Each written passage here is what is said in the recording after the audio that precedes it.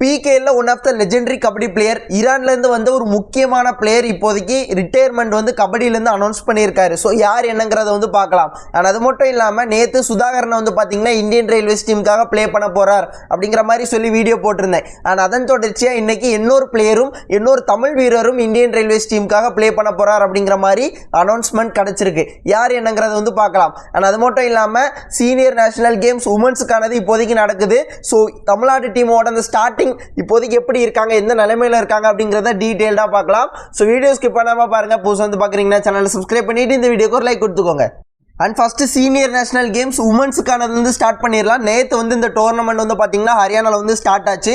And நேற்று வந்து பார்த்தீங்கன்னா first match Jammu and Kashmir டீமுக்கு அகேன்ஸ்டாக ஒன் சைடாக நம்ம கேர்ள்ஸ் டீம் வந்து ஜெயிச்சிட்டாங்க. அண்ட் அதன் தொடர்ச்சியாக இன்னைக்கு காலையில் வந்து பார்த்தீங்கன்னா உத்தரகாண்ட் டீம்கிட்ட ஒரு டஃப் ஃபைட் வந்து கொடுத்தாங்க. பட் கடைசியில் நம்ம தமிழ்நாடோட கேர்ள்ஸ் டீம் வந்து உத்தரகாண்ட் டீமையும் தோக்கடிச்சிட்டாங்க. அண்ட் இன்னைக்கு ராத்திரி வந்து பஞ்சாப் டீம் கூட மோதுறாங்கன்னு நினைக்கிறேன், கரெக்டாக தெரியல. அண்ட் அதோட எல்லா லீக் மேட்சஸும் தமிழ்நாடு டீமுக்கு முடிஞ்சிடும். ப்ரீ குவார்டர் ஃபைனல்ஸ்க்கு ஈஸியாக தமிழ்நாடு டீம் மூவ் ஆயிடுவாங்க. ஆல்மோஸ்ட் குவாலிஃபைட் ஆயிட்டாங்க. அண்ட் அடுத்ததான் இந்த ஒரு டாப் கிளாஸ் பிளேயரோட ரிட்டையர்மெண்ட்டை பற்றி பார்த்துடலாம். ஸோ ஈரான் நாட்டை சேர்ந்த அபோசர் உங்கள் எல்லாருக்குமே தெரிஞ்சிருக்கும். எனக்கு அபோசர் அப்படின்னா அந்த PKL சீசன் 5ல குஜராத் டீமை பற்றி தான் ஞாபகம் வருது.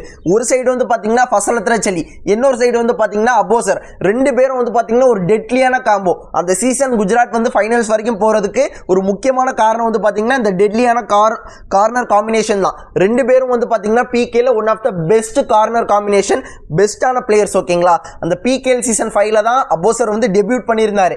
அந்த சீசன்ல குஜராத் டீமுக்கு டாப் ஸ்கோரர் வந்து பாத்தீங்கன்னா டிஃபென்ஸ்ல அபோசர் தான். இன்ஃபேக்ட் ஃபசலத்ர ஜலி, சுனில் குமார், பர்வேஷ் இவங்கெல்லாம் இருந்தும் கூட அபோசர் தான் கிட்டத்தட்ட 65 புள்ளிகள் அந்த சீசன் குஜராத் டீமுக்காக எடுத்து டாப் ஸ்கோரரா இருந்தார் டிஃபென்ஸ்ல.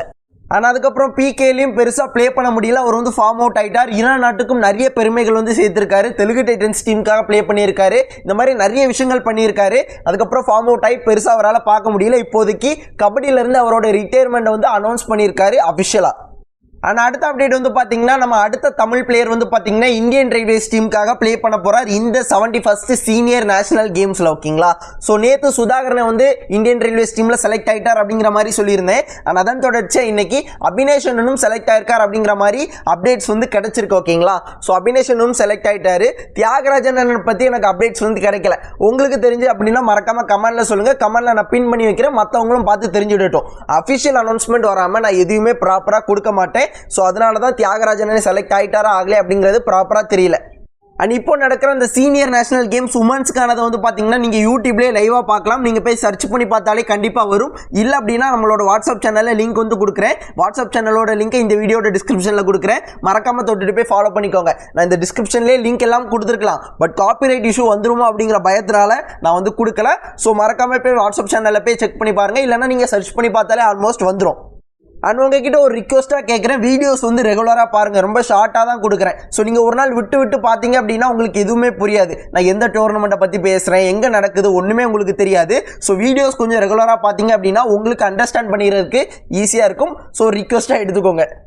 ஆனால் அவ்வளோதான் நண்பா இந்த வீடியோ. ஸோ இதே போல் நல்ல வீடியோவில் நாளைக்கு பார்க்குறேன். அது வரைக்கும் tata, bye bye, see you நண்பா.